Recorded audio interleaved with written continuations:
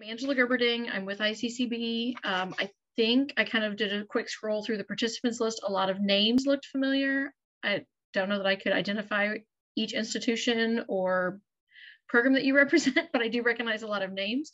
And I'm the director of work-based learning. So the bridges and the IET, ICAPs all, lucky me, fall under my purview at this point under ICCB. So if you haven't talked to me yet about these, I'm sure we will. But we're just going to go ahead and jump right in. If you had any bridges approved prior to FY20, and we know there's a lot of them out there, that's okay, that's fine, don't panic. Consider reviewing those programs to see if they are still running as you had them approved. If you are, and they're still doing what they're supposed to be doing, great. If you have found that there's some changes that have happened, maybe it was healthcare, but maybe it's gotten more focused, or it's switched to manufacturing entirely, or something like that, consider checking back in with SIPDC or myself to update those bridges. We can update, or we can do a new approval, and you can have a different bridge that's running as it's supposed to be, but kind of how it's supposed to be instead. Because we all know that there are things that we get approved, we check it off the box, it goes in the cabinet, and we're done. And then we kind of think about it, somebody brings it up and you're like, oh, that's not how it, maybe we change that. Or you're a new administrator and you have no idea what bridges were previously approved. Or you had one of these, but you're not sure. You can definitely get a hold of me and we'll work with that.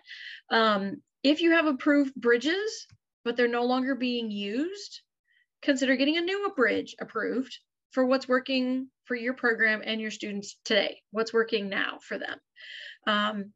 We're not going to disapprove any bridges. We're not going to remove bridge approvals or anything that way. We can just shift them to a different column in the spreadsheet, and that's okay. The required pieces of bridges, just for a basic overview, there's 3: contextualized instruction that integrates basic reading, math, and language skills, along with industry or occupation knowledge. So that contextualized piece needs to be there. Transition services, we know our students need lots of support moving from either an ABE ASE class or an ESL class into something more, whether that is childcare support or transportation or just general advising. They've maybe never been in school, never had a lot of luck with school. So just talking them through, what are the processes? What does this look like? What are some possibilities? But it also needs to have, the bridge also needs to have elements of workforce preparation and or career development. So again, time management. I've taught in adult ed, and sometimes students are ready to go at 9 o'clock when class starts. And sometimes you have that student that regularly walks in at 10 after 9, and it's not because of the bus, it's because they can't quite get there on time. Some of those are skills that we need to talk to students about, and if they're going to work on the job, they're going to get fired day 3 that they're late. So some of those workforce preparation skills, all those things are all need included. For additional support, you can take a look at the recorded presentation, not this one, but a different one that was done that was all components of a bridge program. The link is in the slides. So again, if you go to that primary page for the Transitions Academy agenda, you can click into the slides and you can take a look on that link, and it'll take you to a presentation that's already been done, much longer, much more detailed about what are the components of a bridge program. The bridge approval process. This is something that we've been trying to clean up and streamline at ICCB. There's been lots of different steps along the way, and who does it and when and how and what does it look like. So we have Cece, that is fabulous with JOT forms, and so she got a JOT form created for us. So submit the JOT form. That JOT form goes to the SIPDC staff, so the Tara and Sarahs of adult ed.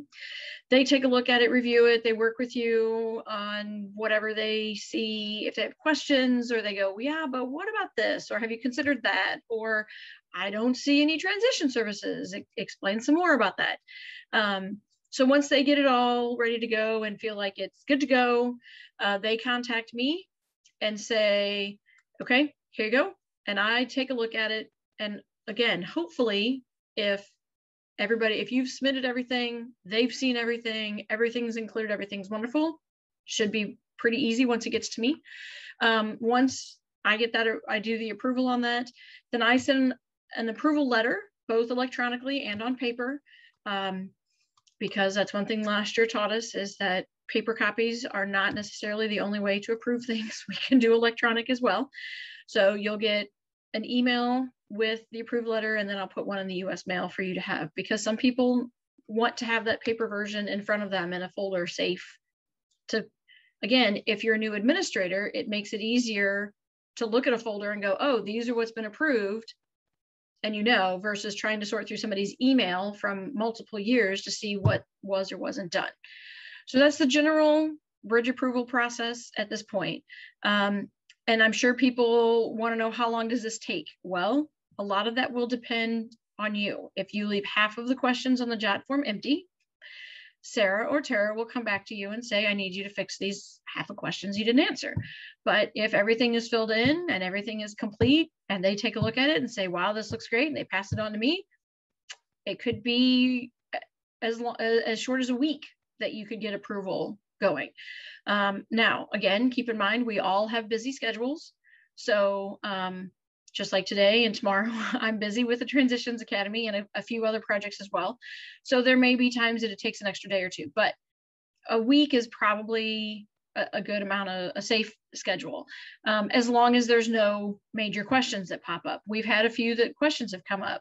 And so Sarah and Tara will call me and say, we need to have a conversation about this. So we talk about it, and then I go, okay, let's do some more research, and we find out what's going on, and then we can go back and approve or disapprove or send it back to the program.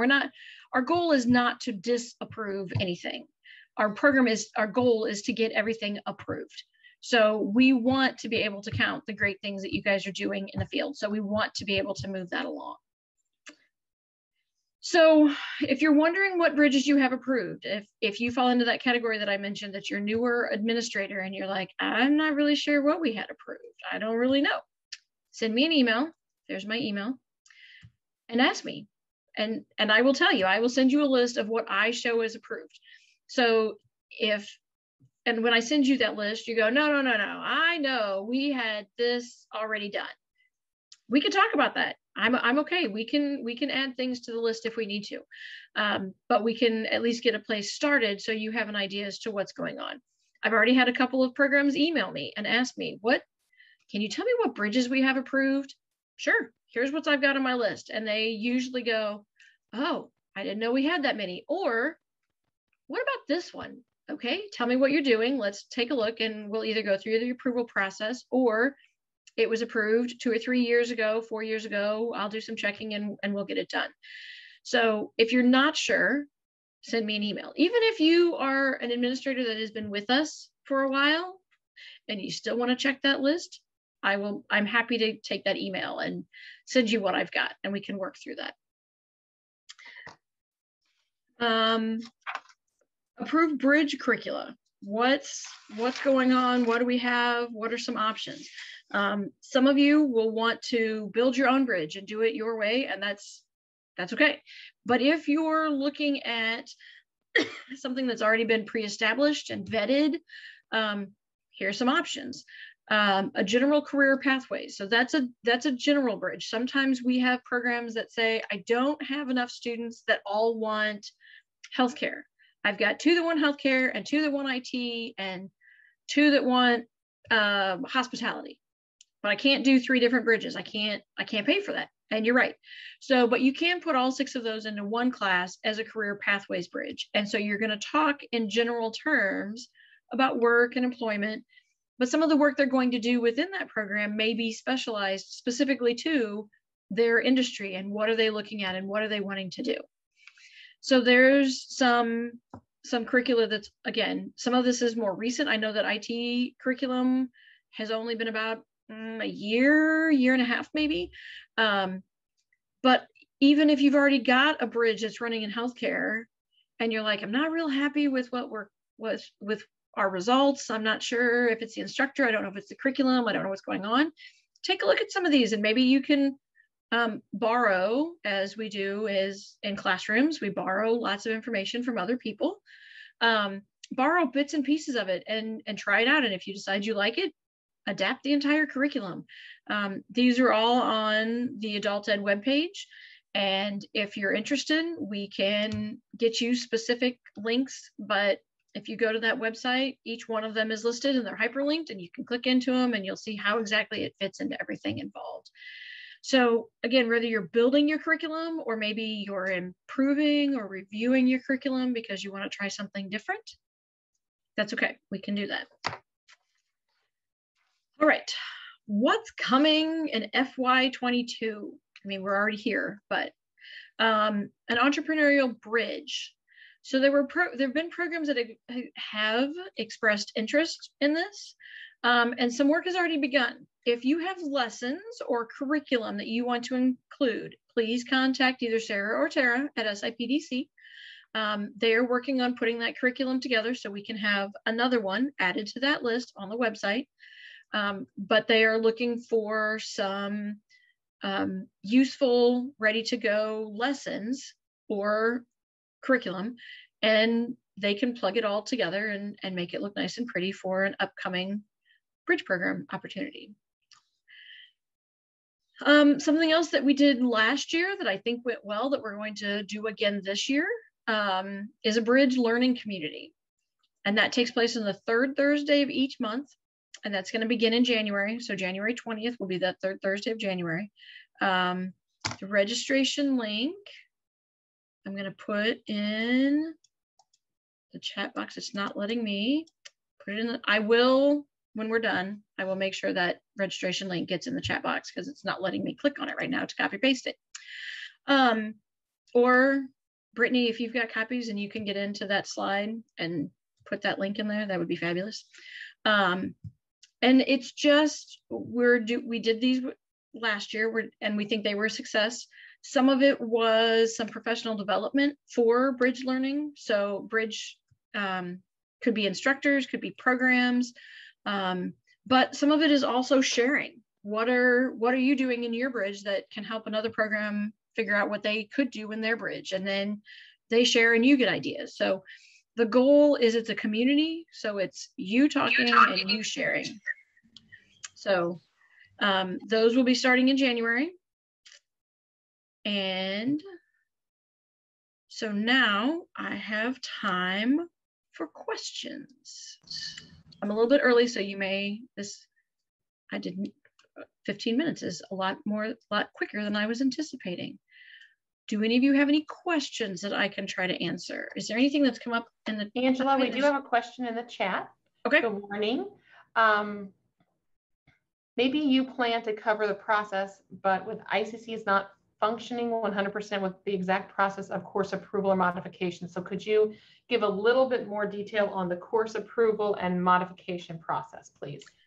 Okay, so course approvals, it kind of depends, and this is not new information.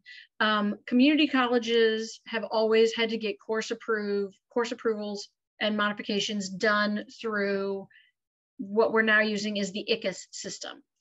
The CBOs, high school districts, ROEs, the non-community colleges have just emailed those course approvals directly to someone within adult ed. Currently, that is CC. So again, Kim, I recognize your name, but I am blanking on what school you're with, sorry, or program you're with. So if you are not at a community college, you can email CC El Haddad with that course approval or modification. If you are a community college, the ICCB system is not up and functioning yet. So what I would do is get everything put together just like you would have, and email CC also and tell her that you've got it and you're ready to submit, and ask her what you should do with that. Because I know that internally there are some processes involved, but because I'm not directly involved in those, I can't speak to that exactly. But email Cece and see what her suggestion is for you to do, and she'll be able to answer that. Okay, thank you, Angela. This is Kim. I'm from Prairie State College, so. Oh, okay. Okay. Thank you. Sure. Any other? Yeah, do you have another question? Oh, yeah, and like I said, take it with a grain of salt.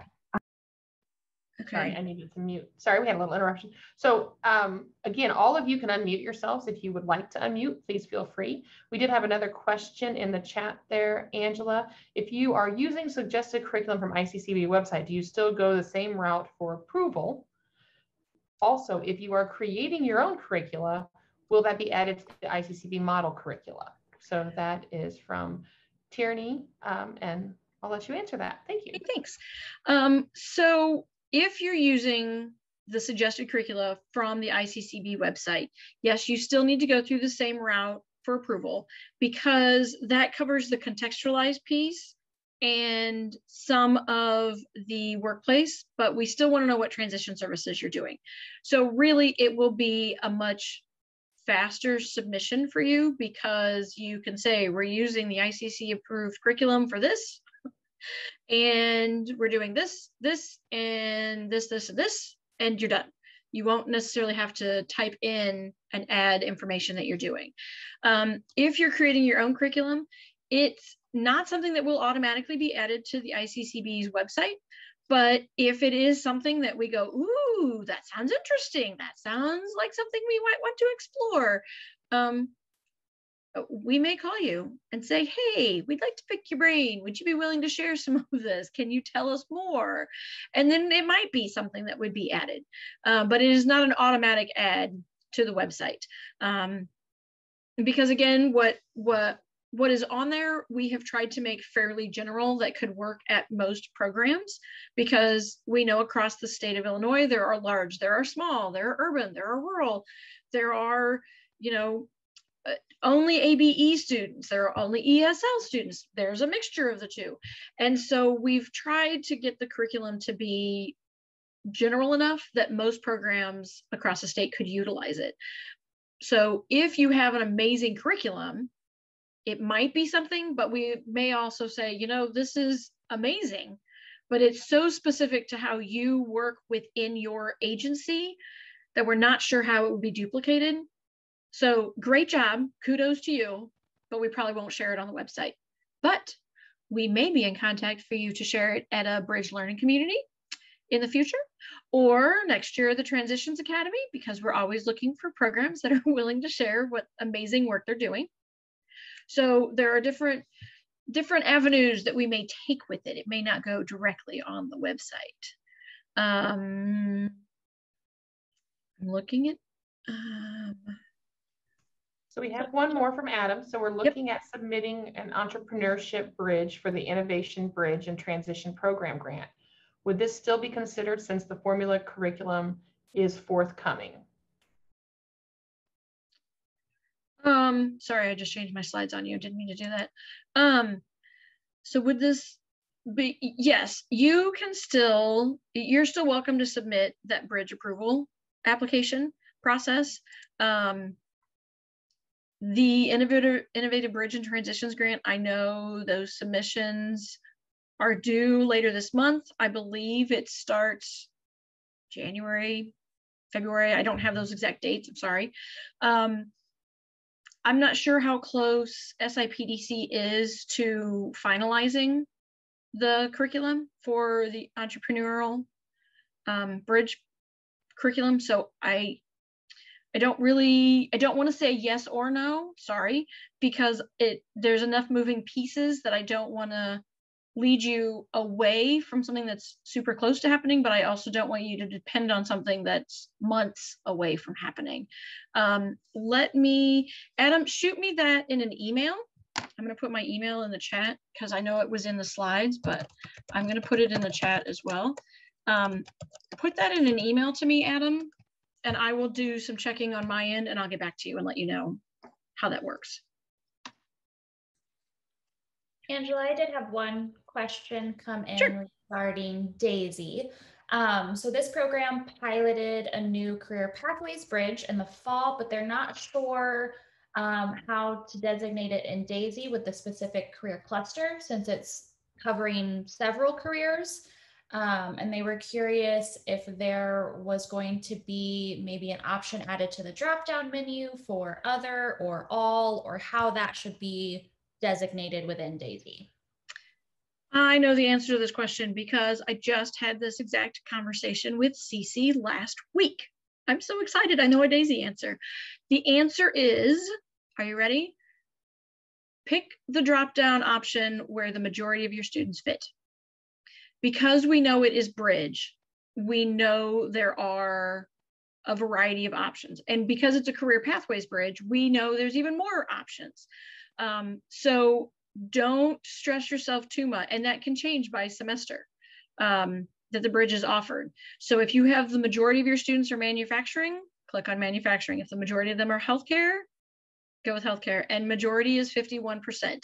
So don't feel like you need to have 75 or 80% of your students in one area. That's majority is 51% in this case. And also make sure that you have your Bridge class identified in DAISY as a Bridge. When you're building the class on that class, and this I'm not going to get straight, but on that class page in DAISY, where you have to fill in the times and the dates, and is it an ESL, ABE, ASE, all of those things, there is a question that says, is this a Bridge class? The answer to that is yes. So Bridges are identified by class. So then any student that enrolls in that class counts in the Bridge class numbers, if that makes sense. These are easy questions. Hi, this is Kathy Swinson. Can you hear me? Yep, I can hear you, Kathy. How you doing? Good. How are you? Good. We're writing here at Illinois Eastern Community Colleges. We're writing for a new IBT grant. And one of the things we want to do is really expand our manufacturing and healthcare Bridge programs, or they're more like classes right now, and I want to expand them into programs. And I'm looking for some partners across the state that might be willing to talk to me about what they've done with their healthcare and manufacturing curriculum wise, especially some colleges in a rural area that might be able to help me figure out how to make all this work. So I'm reaching out for help. Sure. So there's a couple different things I can suggest. One, if you want to put your email in the chat, if anybody that's listening goes, ooh, you just described our school, email her, because as most adult ed people, were willing to share information and talk to each other and hold hands in the down times and cheer in the happy times. But another option is send me an email asking me those specifics, and I can take a look at my list and see who has approved Bridges in those areas, because then I can look at the school and go, okay, well, College of Lake County isn't exactly small, so let's not include them, but somebody like Rend Lake might be a good category, or an ROE or a high school district that's in the area is somebody that I could possibly connect you with.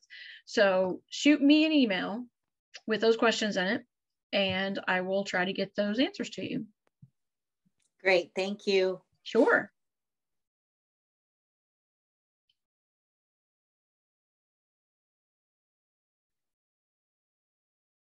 Any other questions? This is Patty. Yeah. I was actually wondering if we have a manufacturing Bridge already approved. It's been a while since we've run it.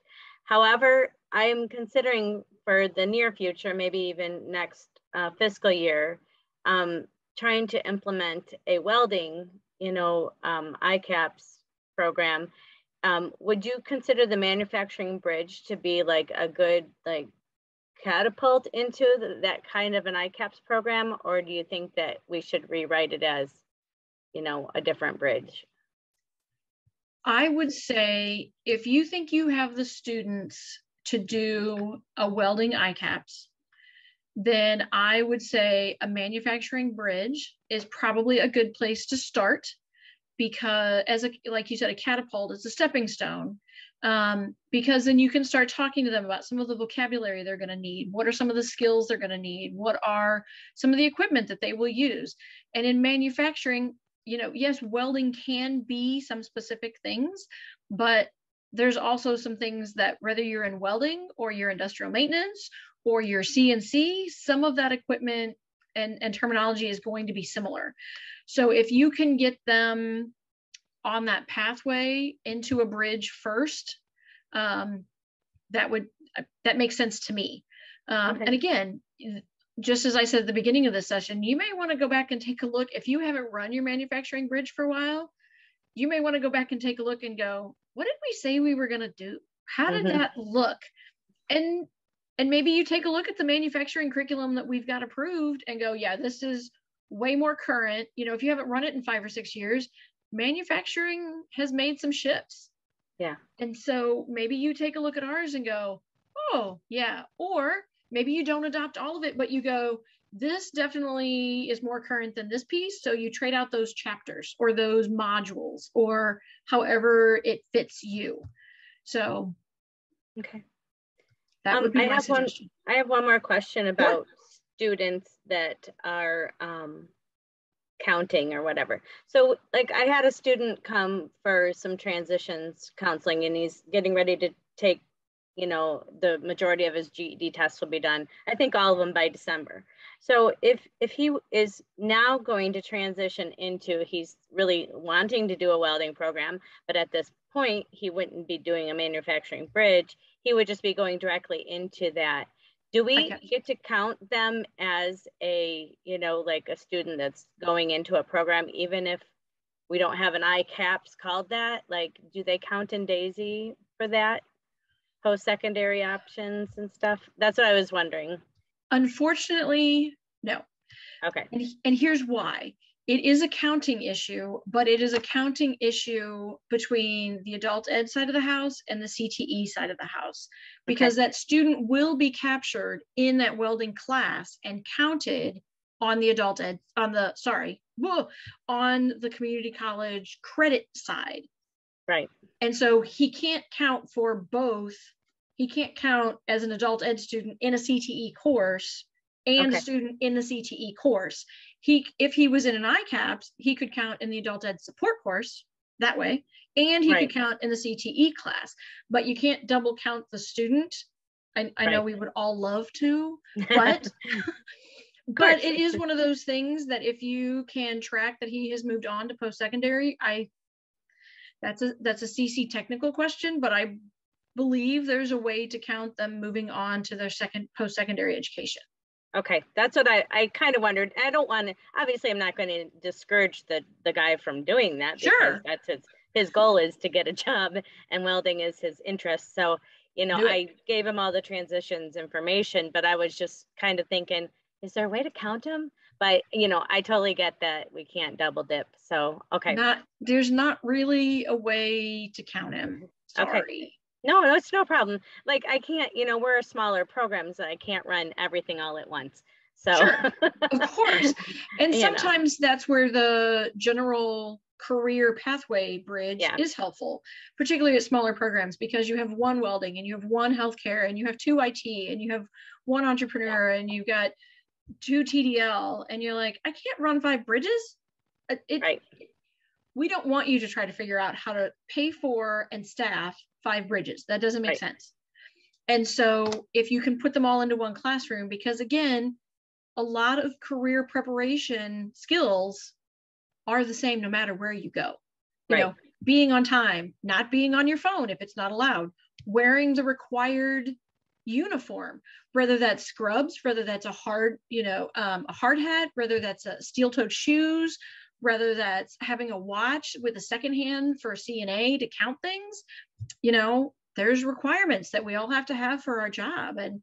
And so talking about those and, you know, when you're doing resumes and what can you ask and what can you put on there and how do you do an interview? That's all. Yes. Some of that is very general. Okay. Thank you so much. Sure.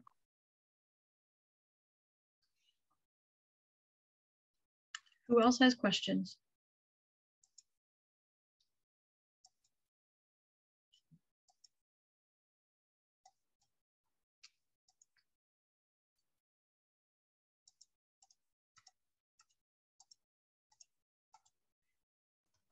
some questions you are going to be comfortable addressing to me. Some of your questions you might want to talk to your regional support about.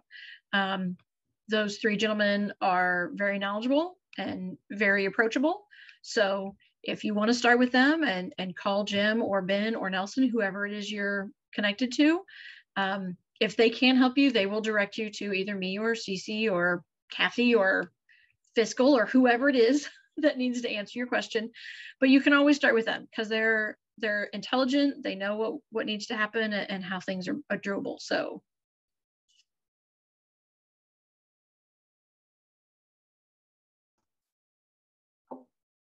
One question just popped up. Not sure if this fits with your topic. How is funding for bridge programs determined? So funding for bridge programs, do you mean the Innovative Bridge and Transitions Grant, or do you mean within adult education? Lisa, you're able to unmute if you'd like to just address that. Within adult ed. Okay. So within adult ed, I don't know that there's specific funding requirements for adult ed, that it has to come out of state performance or it has to come out of state basic or fed basic. I don't know that there's any of those requirements. Thank you, Patty. This is where I rely on some of my experienced people. You can use federal or state. There you go. If you've got more specific questions, Lisa, about that, shoot me an email and we'll see if we can drill down to what you're looking for.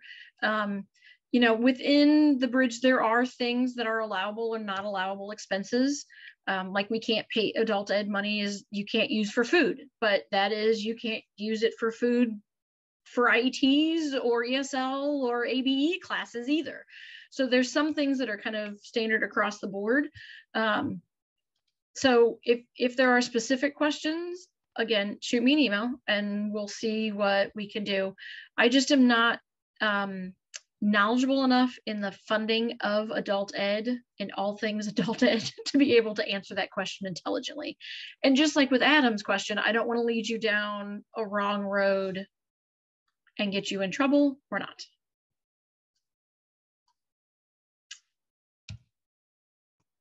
Thank you.